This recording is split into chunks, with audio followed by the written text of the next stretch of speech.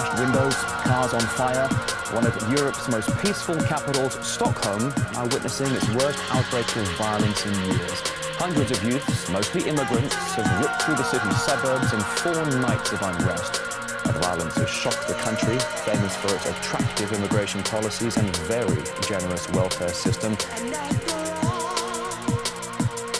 Senator, go ahead. Mr. Duffy, you accused me about my expenses, and my expenses are for the public record. But, sir, I got elected. I have to respond to 91,000 constituents from my riding. You were appointed by a person that said they would never appoint senators into the Senate or people into the Senate.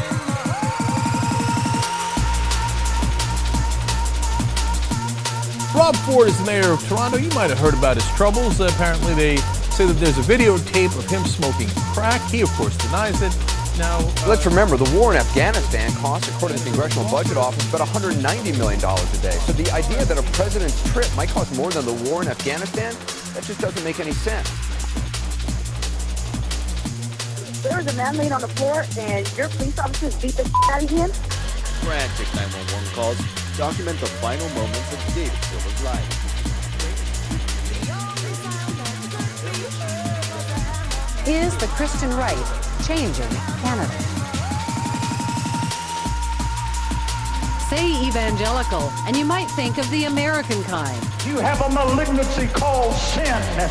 But there are plenty of evangelical Christians north of the 49, an estimated 4 million people, about 12% of the population. And many new immigrants of other religions share their socially conservative views.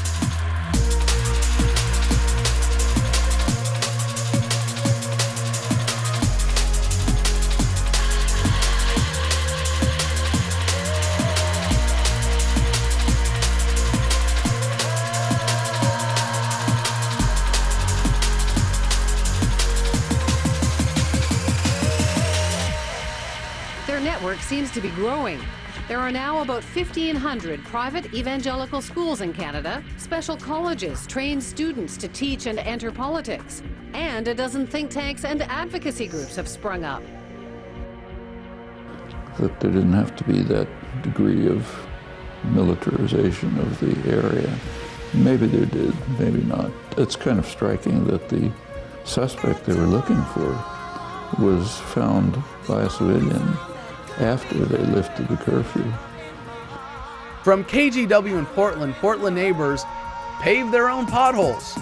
A group of Southwest Portland residents decided they were tired of neighborhood potholes and hired a contractor to fix the problem. But the city might now charge those residents